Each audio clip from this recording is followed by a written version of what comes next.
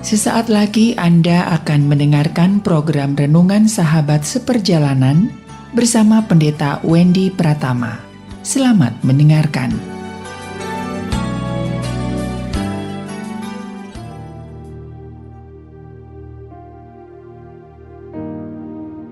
Selamat berjumpa kembali dalam layanan audio Sahabat Seperjalanan. Hari ini adalah hari Kamis 11 Mei 2023.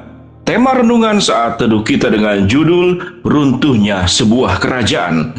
Runtuhnya Sebuah Kerajaan. Firman Tuhan terambil dalam Kisah Rasul 1 ayat yang ke-6 sampai dengan ke-7. Demikian bunyi firman Tuhan.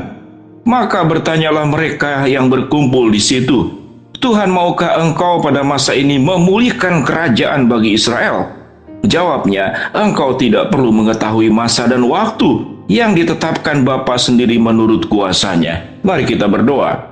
Bapa yang di dalam surga, kami ingin belajar tentang bagaimana hidup ini membangun sebuah kerajaan yang benar, yang kudus, dan kerajaan yang kekal dan bukan kerajaan yang sementara. Dalam nama Tuhan Yesus kami berdoa. Amin. Shalom sahabat seperjalanan yang dikasihi Tuhan, runtuhnya sebuah kerajaan. Kita tahu dengan jelas bahwa bangsa Israel di dalam perjalanan panjang dari perjanjian lama sampai kepada perjanjian baru, mereka memiliki pengalaman yang sangat panjang bagaimana harus berhadapan dengan raja-raja yang ada pada zamannya. Suatu kita lihat dari perjanjian lama saja bagaimana bangsa Israel diserang oleh orang Filistin, diserang oleh orang-orang Mesir, oleh Firaun, kemudian kerajaan Asyur, kerajaan-kerajaan yang banyak dalam perjanjian lama. Pengalaman-pengalaman seperti itulah yang membuat bangsa Israel itu mengidamkan adanya raja yang hadir, yang ke dalam dunia untuk memulihkan agar mereka menjadi sebuah negara di mana mereka mendapatkan keamanan yang terbaik, mereka mendapatkan berkat yang terbaik sebagaimana pada umumnya. Setiap negara-negara di dalam dunia ini berjuang agar negaranya memiliki peningkatan demi peningkatan yang setara dengan negara-negara lain. Negara yang miskin berjuang menjadi negara berkembang berjuang menjadi negara maju, dan negara maju berjuang menjadi negara adidaya, satu-satunya yang terbaik di dunia ini. Yang kita tahu dengan jelas bahwa Amerika dianggap sebagai paman Sam. Semua negara di dunia ini sangat bergantung kepada dolar, sangat bergantung kepada pengaruh Amerika. Dan tentu kalau itu menurun adalah sesuatu yang tidak diinginkan. Demikian juga bangsa Israel memohon dan berharap bahwa adanya Yesus yang datang ke dalam dunia dengan harapan-harapan yang seperti demikian. Tetapi tatkala kemudian bertemu dengan Yesus yang membangun kerajaan yang tidak sama dengan konsep bangsa Israel.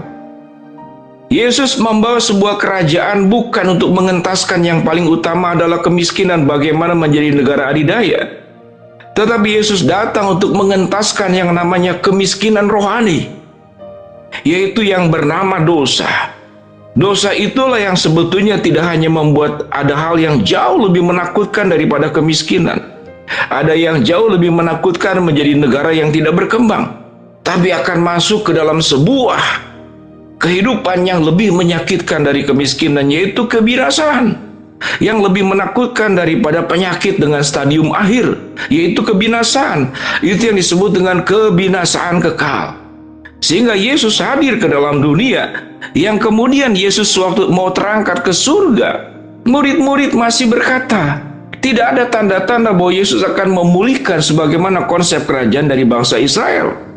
Sehingga mereka bertanya, yang ada di situ mereka berkumpul, Tuhan, maukah engkau pada masa ini memulihkan kerajaan bagi Israel? Apa yang dijawab oleh Yesus? Engkau tidak pernah mengetahui masa dan waktu yang ditetapkan Bapa sendiri menurut kuasanya. Jadi artinya murid-murid dan orang-orang kebanyakan pada waktu itu di bangsa Israel tidak memahami. Mereka tetap membawa konsep tentang kerajaan yang di dalam konsep mereka. Lalu apa sekarang mengait-mengaitnya dengan setiap kita sahabat seperjalanan? Kita pun secara tidak sadar sekalipun sudah menjadi orang percaya, sudah menjadi anak-anak Tuhan, sudah mempercayai Yesus adalah Mesias, yang sudah lahir, yang sudah mati, yang sudah bangkit dan akan naik ke surga. Maka konsep itu juga yang ada pada diri kita. Setiap kali kita dekat dengan Tuhan, maka pertanyaan yang sama pun kita ucapkan seperti yang ditanyakan oleh Israel. Tuhan, maukah Engkau pada masa ini memulihkan kerajaan bagi Israel, memulihkan kerajaan bagiku? Apa itu kerajaan bagiku?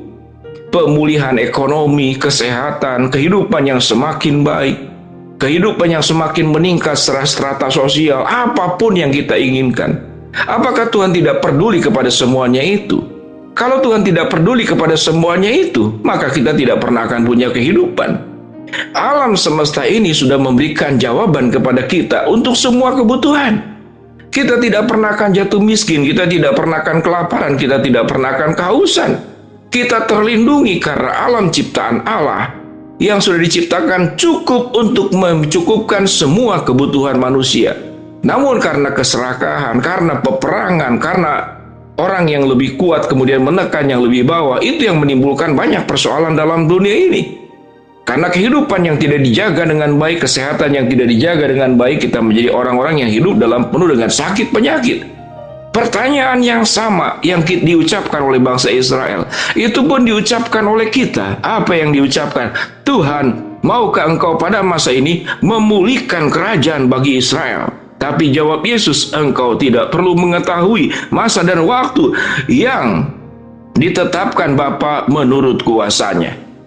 Sahabat seperjalanan yang dikasihi Tuhan, selama kita terus berjuang untuk memulihkan kerajaan-kerajaan daripada setiap pribadi kita masing-masing, tema kita adalah berjudul bahwa runtuhnya sebuah kerajaan. Apapun yang ada pada kita itu akan runtuh. Pada akhir zaman nanti tidak pernah ada satu batu berdiri di atas batu yang lain. Pada akhir zaman nanti tidak pernah ada satu planet di muka bumi ini yang bisa ditinggali. Karena mengapa? Semuanya akan hancur. Semuanya akan binasa. Langit yang pertama, bumi yang pertama, sebagaimana catatan dalam kitab Wahyu 21, itu akan lenyap. Dan kita akan masuk ke dalam langit dan bumi yang baru yang disediakan oleh Allah yang sedemikian luar biasa indahnya. Gambaran yang ada pada Wahyu 21. Dindingnya terbuat dari 12 lapis permata, jalannya terbuat daripada emas. Di sana tidak ada ratap tangis, tidak ada kertak gigi, tidak ada duka cita, tidak ada maut, tidak ada kematian. Semuanya sempurna yang disediakan oleh Allah. Lalu apakah kita tidak boleh berjuang untuk apa yang kita harapkan di dalam dunia ini? Tanpa berjuang pun Allah sudah sediakan. Allah peduli bahwa engkau boleh memiliki semua kemajuan-kemajuan yang ada. Namun tatkala kita melupakan ada kerajaan spiritual, ada langit dan bumi baru yang kita akan tempati nanti. Itu yang disediakan oleh Allah. Tujuan Allah yang terutama adalah agar kita jangan sampai masuk ke dalam kebinasaan kekal. Apa yang kita butuhkan, dan Tuhan mengajarkan kita harus rajin, kita harus berusaha, kita harus berjuang. Kita harus berjuang mencukupkan apa yang menjadi bagian dari kita. Kita perlu bagaimana mengentaskan kemiskinan. Kita berjuang bagaimana supaya sehat. Kita ingin rumah tangga kita baik-baik, tercukupkan. Kita ingin punya kendaraan, kita ingin punya rumah, kita ingin tabungan yang memadai kalau bisa 7 turunan tidak habis. Namun pada umumnya orang-orang kaya berhenti pada turunan ketiga, keempat kemudian jatuh miskin kembali. Itu catatan dari banyak analisa. Apa yang kita pelajari di sini, sahabat seperjalanan, ingatlah. Kerajaan yang kita bangun satu hari akan runtuh. Namun kerajaan yang Allah sediakan tidak pernah akan runtuh. Mari di dalam segala perjuangan kita untuk memperjuangkan kehidupan di dalam dunia ini, kita tidak lupa bahwa Allah sudah menyediakan yang jauh lebih indah, yaitu kerajaan Allah buat setiap kita masing-masing. Mari kita berdoa. Bapa dalam surga, terima kasih buat kebenaran firman Allah yang sudah kami pelajari. Hamba-Mu berdoa buat sahabat seperjalanan yang sedang sakit, Tuhan jamah sembuhkan. Sahabat seperjalanan yang sedang menghadapi masalah, Tuhan bukakan jalan. Sahabat seperjalanan yang sedang berdoa mengharapkan sesuatu, Tuhan kabulkan dengan cara dan waktunya Tuhan. Dalam nama Tuhan Yesus kami berdoa. Amin.